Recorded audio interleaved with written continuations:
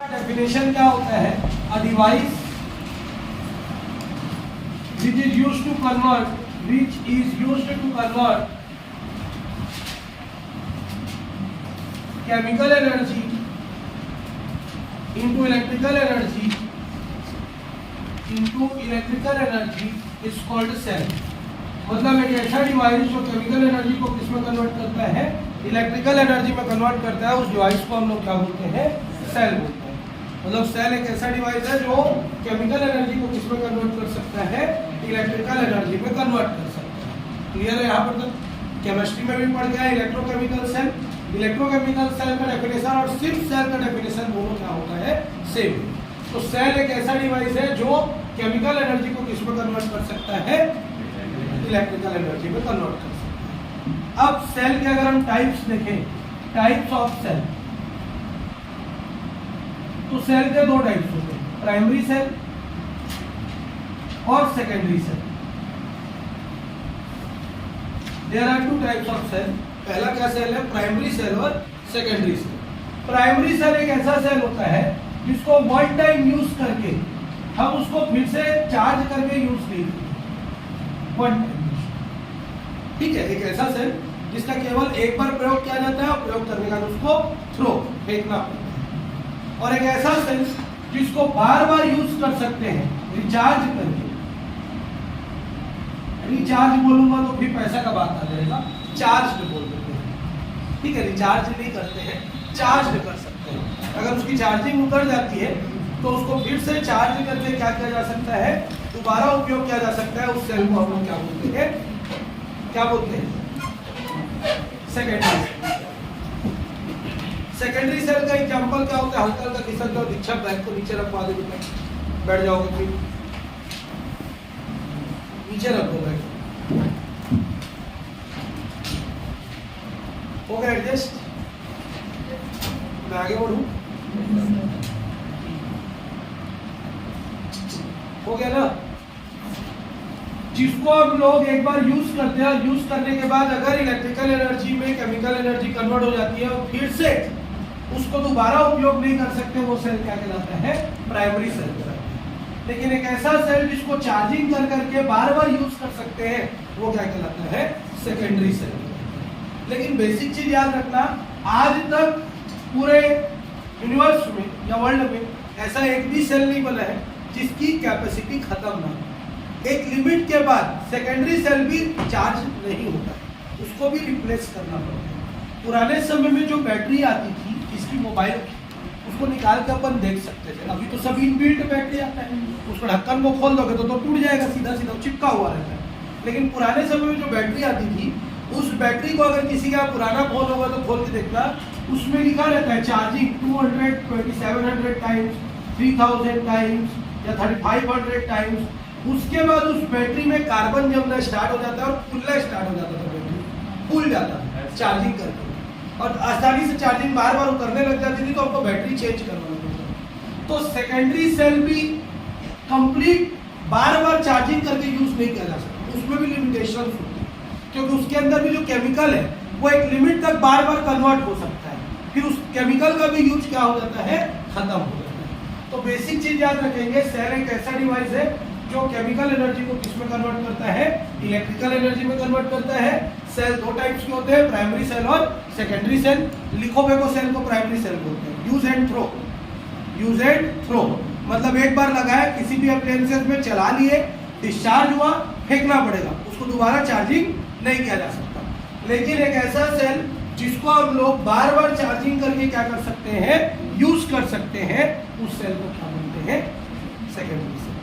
Secondary cell में भी limitations होती हैं। चाहे तुम अपने इन्वर्टर का भी बैटरी को देख लो, उस बैटरी का एक बार जो पानी रहता है, उसका डिस्टिल्ड वाटर जो रहता है वो सूख जाता है, उसके अंदर जो केमिकल्स है वो धीरे धीरे कार्बन में कन्वर्ट हो जाती है। तो कन्वर्ट होने के बाद वो भी वर्क करना बंद कर देता है, तो फिर से हमको बैटरी को क्या करवाना पड़ता है? साफ करवाना पड़ता है। तो वो फिर उसका जो यूटिलाइजेशन कैपेसिटी है वो कमजोर हो जाता है। तो एक समय के बाद हम बैटरी को क्या करते हैं? चेंज करते हैं, ठीक है? तो सेकेंडरी सेल होता है चार्जिंग करने के बाद उपयोग, लेकिन एक प्रॉपर लिमिटेशन, ठीक? तो प्राइमरी सेल का डेफिनेशन क्या आएगा? The cell which is used only one time and then it cannot be used another time. Secondary cell is that cell where it is used one time it get discharged. By charging it we can use more times. ठीक है, एक ऐसा cell जिसको एक बार उपयोग करने से वो डिस्चार्ज हो जाता है और बार बार चार्जिंग करके अगर उसका उपयोग किया जाए तो उस सेल को हम क्या बोलते हैं, सेकेंडरी सेल। इसका एग्जांपल क्या आएगा, इसका एग्जांपल आएगा बटन सेल। बटन सेल किसमें रहता है, वॉच में, घड़ी में जो रहता है सेल, वॉच जो अपन पहनते हैं बटन सेल रहता है, कैलकुलेटर में जो यूज होता है बटन सेल। बाद में बटन सेल रहता है, ठीक है। इसमें जो यूज करते हैं वो पेंसिल सेल रहता है। पेंसिल सेल किसको बोलते हैं, जो घड़ी में लगता है, ये वाली घड़ी में जो सेल लगता है उसको पेंसिल सेल, रिमोट में जो सेल लगता है वो पेंसिल सेल है। यहाँ पर भी पेंसिल सेल आता है, कौन सा, कैमरा में लगने वाला चार्जिंग वाला जो सेल रहता है जिसको चार्जर टाइप का एडाप्टर टाइप में लगा दिया जाता है तो सेल चार्जिंग हो जाती है। नॉर्मल अपन जो सेल लेंगे यहाँ वाला वो चार्जिंग नहीं होता है। जो कैमरा के लिए सेल आता है वो चार्जिंग सेल रहता है। एक तो देखना ब्लू और व्हाइट कलर का एक आता है बैटरी, ब्लू और व्हाइट कलर का आता है 2.4 वोल्ट का बैटरी, ऐसे करके पूरा ब्लू रहता है, ऐसे करके ढक्कन टाइप का निकला रहता है, इसमें दो ठो, ठीक है। तो ये सेल तुम्हारा क्या है, ये बैटरी हो गया। बैटरी मतलब क्या होता है, ग्रुप ऑफ सेल्स। बैटरी मतलब क्या होता है, ग्रुप ऑफ सेल्स होता है। सेकेंडरी सेल नहीं है ना वो। अगर मैं बैटरी लिख रहा हूं तो बैटरी एक प्रकार का हम सेकेंडरी सेल पढ़ रहे हैं, लेकिन ये क्या है, ग्रुप ऑफ सेल्स। सेल्स को जब जोड़ देते हैं तो उसके ग्रुप को क्या बोला जाता है, बैटरी। क्लियर है यहाँ पर, कोई डाउट? तो सेल का कॉन्सेप्ट खत्म। अब आ जाते हैं मोबाइल बैटरी। मोबाइल बैटरी इसी में आएगा, तुम्हारा इन्वर्टर बैटरी इसी में आएगा, तुम्हारा क्या बोलना चाहिए, एक और क्या हुआ, कार की जो बैटरी होती है वो भी इसी में आएगी, व्हीकल्स की जितनी बैटरीज होती है वो सब इसी में आएगी। क्लियर है, सब सेकेंडरी से, ठीक। चलो नोट करो, पॉज करो, नोट करो।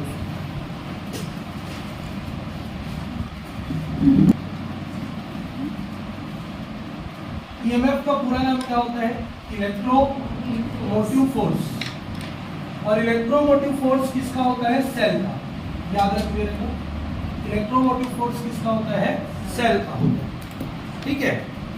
तो किसी भी सेल के अंदर प्रेजेंट एक ऐसी एनर्जी जो सेल के अंदर इलेक्ट्रॉन्स को, इलेक्ट्रॉन्स बोले या फिर क्या बोले, चार्ज बोले, किसी भी सेल के अंदर इलेक्ट्रॉन्स को या चार्ज को एक टर्मिनल से दूसरे टर्मिनल तक लेके जाने में जितनी एनर्जी हमको रिक्वायर्ड होती है या जितना हम वर्क करते हैं वो एनर्जी रिक्वायर्ड या हमारा वर्क डन क्या कहलाता है, ईएमएफ। क्या कहलाता है, ईएमएफ। फिर से एक सेल लेते हैं, ये माइनस टर्मिनल है, ये प्लस टर्मिनल। तो माइनस टर्मिनल से इलेक्ट्रॉन को प्लस टर्मिनल तक लेके जाने में, माइनस टर्मिनल से इलेक्ट्रॉन को प्लस टर्मिनल तक लेके जाने में जितनी एनर्जी खपत होती है या जितना वर्क किया जाता है वो एनर्जी रिक्वायर्ड या वर्क डन क्या कहलाता है, तुम्हारा ईएमएफ कहलाता है। तो लिखो the energy imparted IMPARTED, imparted मतलब required. The energy imparted to move charge or electrons, charge bracket में इलेक्ट्रॉन्स या और electrons from one terminal of cell to another terminal of cell, from one terminal to another terminal of cell,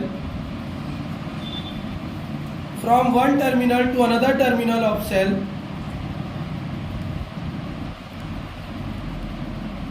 is called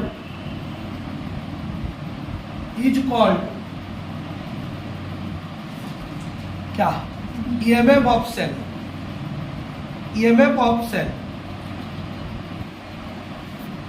clear है यहाँ पर तक, कोई doubt?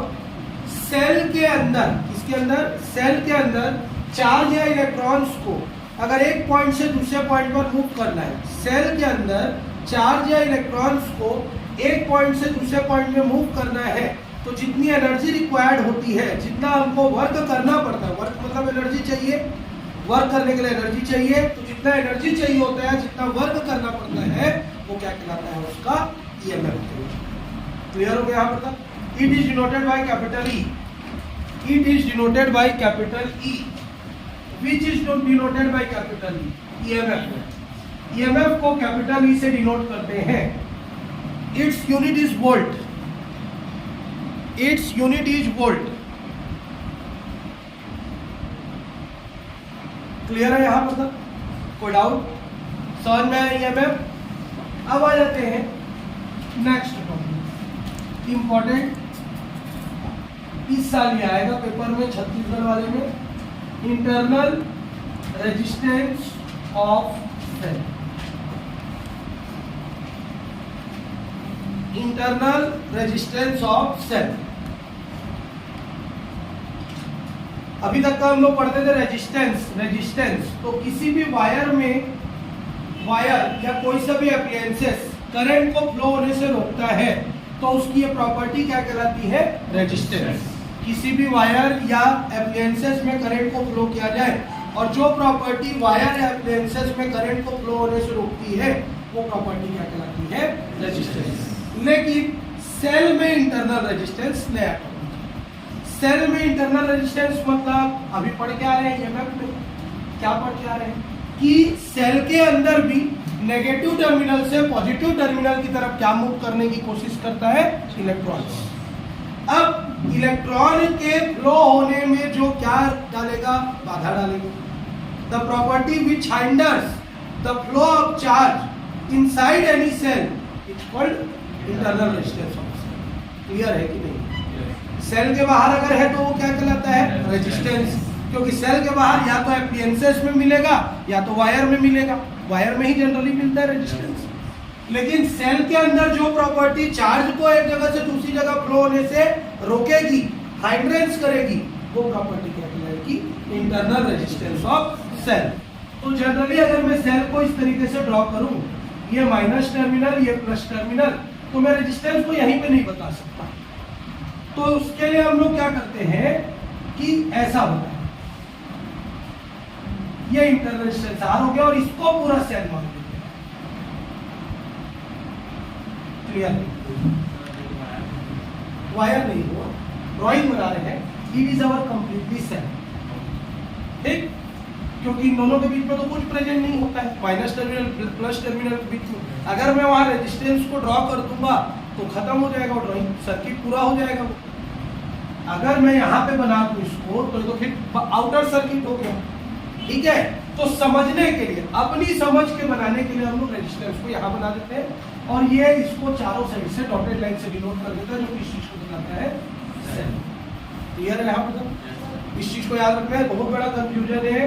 अगर ऐसा बनाऊं मैं और यहाँ रेजिस्टेंस को लगाऊं, कैसे लगाऊं? नहीं हो सकता, क्योंकि हमको पता है इन दोनों के बीच में कुछ प्रेजेंट नहीं होता है। क्लियर है? क्या प्रेजेंट हो गए? केमिकल्स। क्या प्रेजेंट होते हैं? केमिकल्स। उस केमिकल्स को ड्राइंग में कभी नहीं बताया जाता, क्योंकि हमारा अगर हम ब्लॉक डायग्राम बना रहे हैं तो हमारा ब्लॉक डायग्राम ये है। क्लियर?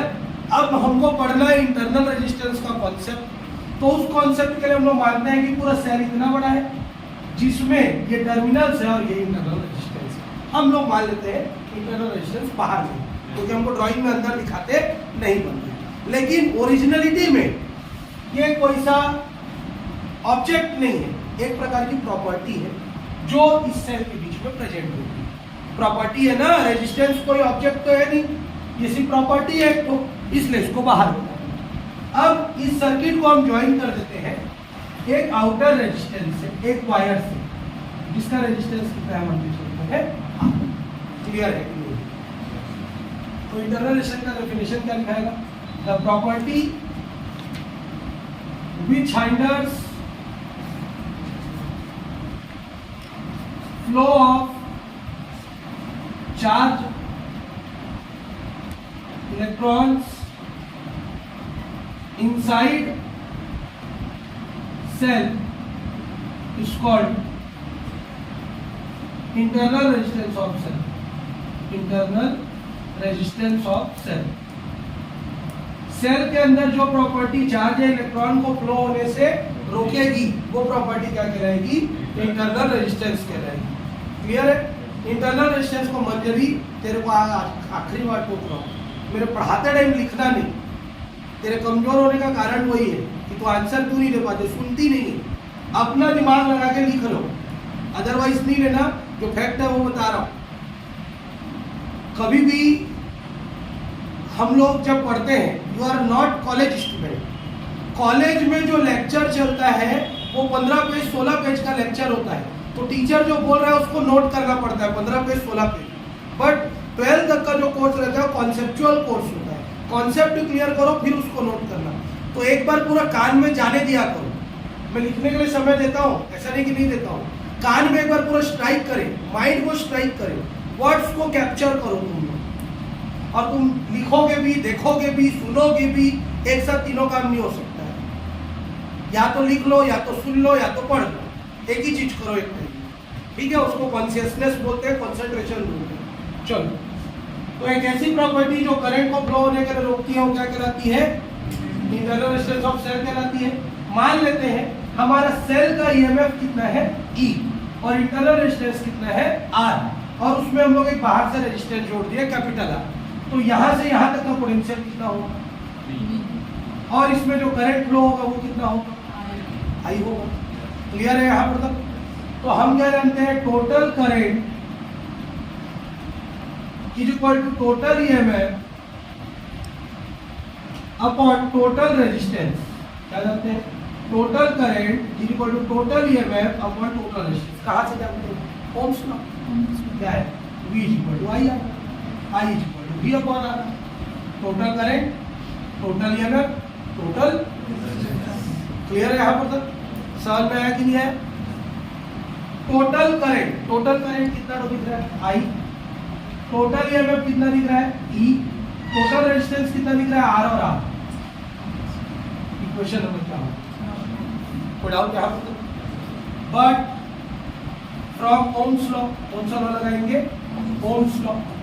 ओम्स लॉ क्या होता है? V is equal to IR, I is equal to V upon R। Equation number कौन सा होगा? ये भी किसके इक्वल है? I। ये भी किसके इक्वल है? दोनों आपस में इक्वल हो। Drop equation first and second. क्या हो जाएगा? E upon R plus R is equal to V upon cross multiply. क्या हो जाएगा? ER is equal to VR plus VR। Clear है कि नहीं?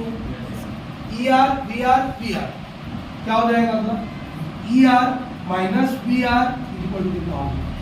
VR। मतलब ये प्लस VR को उधर ट्रांसफर करेंगे तो क्या हो जाएगा? Minus VR। दोनों में क्या कॉमन? क्या बचा? इज इक्वल टू क्या हो गया? R इज इक्वल टू कितना है?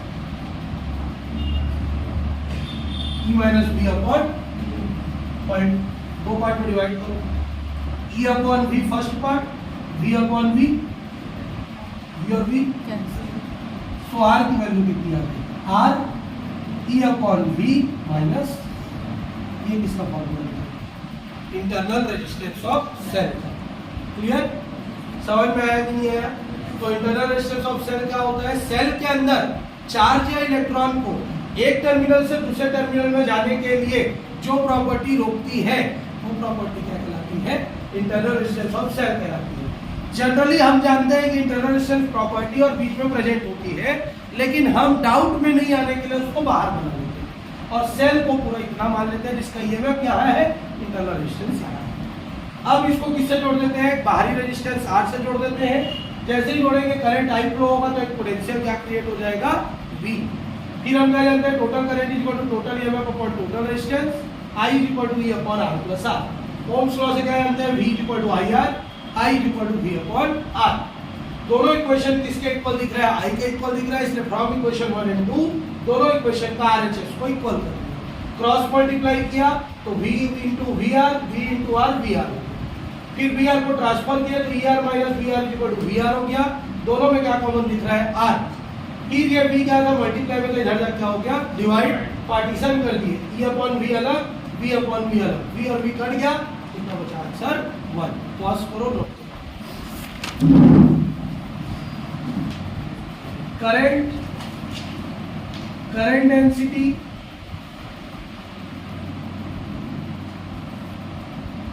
And drift velocity. ड्रिफ्ट वेलोसिटी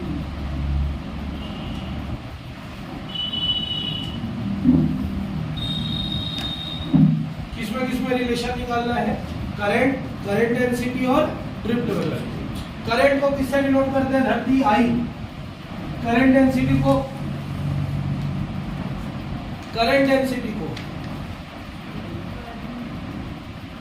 पिंकी। करंट डेंसिटी को दीक्षा।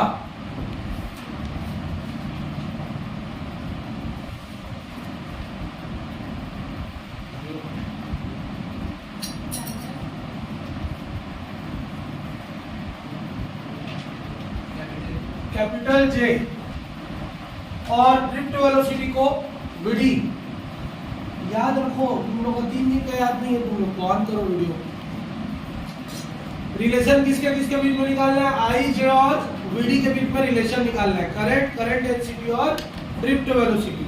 तो सबसे पहले हम लोग एक कंडक्टर ले लेते हैं। इस कंडक्टर का मान लेते हैं कि जो एरिया है, क्रॉस सेक्शन एरिया कितना है? ए है।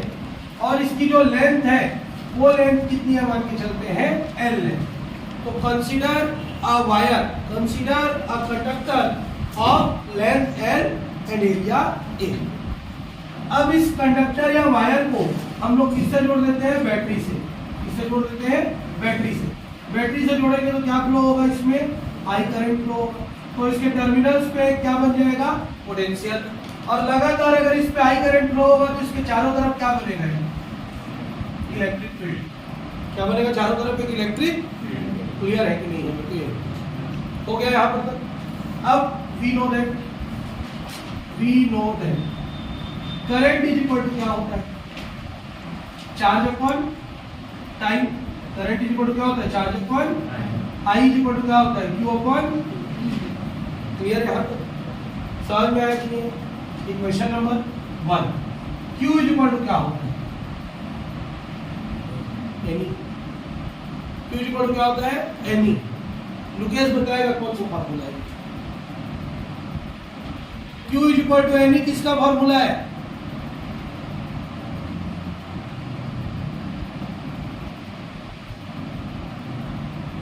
क्यों याद रहेगा? पढ़ेंगे जब याद रहेगा। पढ़ेंगे ही नहीं तो कहां से याद रहेगा? विंध्या, किसका फार्मूला है? Q is equal to N E. Amount of charge का है। बता श्वेता। ईशा।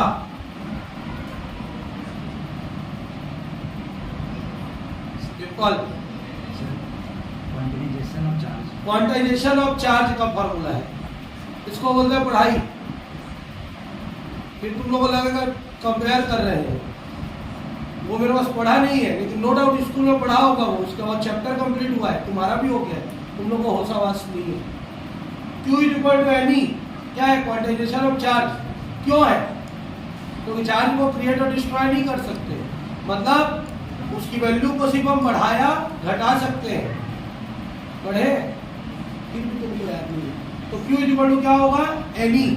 और इस यहां से यहां तक के कंडक्टर में कितना चार्ज फ्लो होगा? जितना उसका एरिया और जितना उसका क्या है? लेंथ। क्लियर है यहाँ पर? तो Q की वैल्यू कितनी हो गई? NeAl। NeAl मतलब एक ये वायर है, इन दोनों का मल्टीप्लाई किया मतलब ये क्या हो गया? वॉल्यूम। एरिया इनटू लेंथ मतलब वॉल्यूम, लेंथ विड्थ हाइट तीनों हो गया। तो पार्टिकुलर वॉल्यूम में कितना चार्ज है? तो चार्ज कितना होता है? इलेक्ट्रॉन्स। कितने इलेक्ट्रॉन्स है? n। कितने वॉल्यूम में है? Al। तो टोटल चार्ज कितना हो गया? Total charge present in conductor कितना हो गया? Q equal to NeAl। इस वैल्यू को आप पुट करो। I इक्वल टू कैसे लिखेंगे?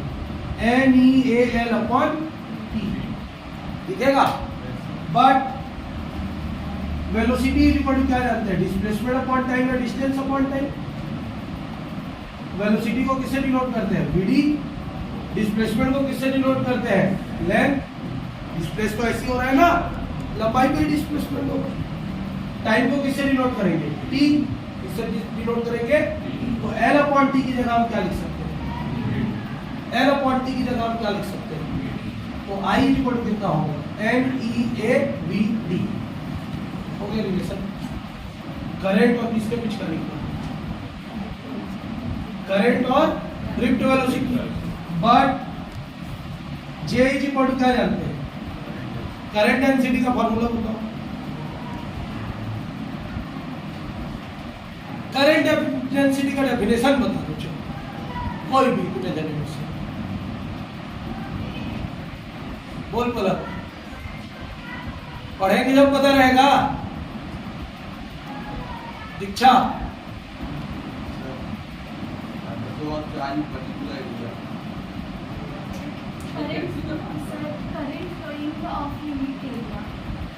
करंट फ्लो पर unit area is called current density. किसी पार्टिकुलर एरिया पर जितना करंट फ्लो किया जाता है वो क्या कहलाता है? Current density. J is equal to I upon A. J is equal to I की वैल्यू कितनी निकाल चुके हो? N E A V D upon A. A और ए स्वाहा। So J is equal to कितना आ गया? N E V. ये किसके बीच में रिलेशन निकला? करंट और ड्रिफ्ट वेलोसिटी। ये किसके बीच में रिलेशन निकला? डेंसिटी और ड्रिफ्ट वेलोसिटी। क्लियर? समझ में आया? नोट करो, पॉज करो, नोट करो।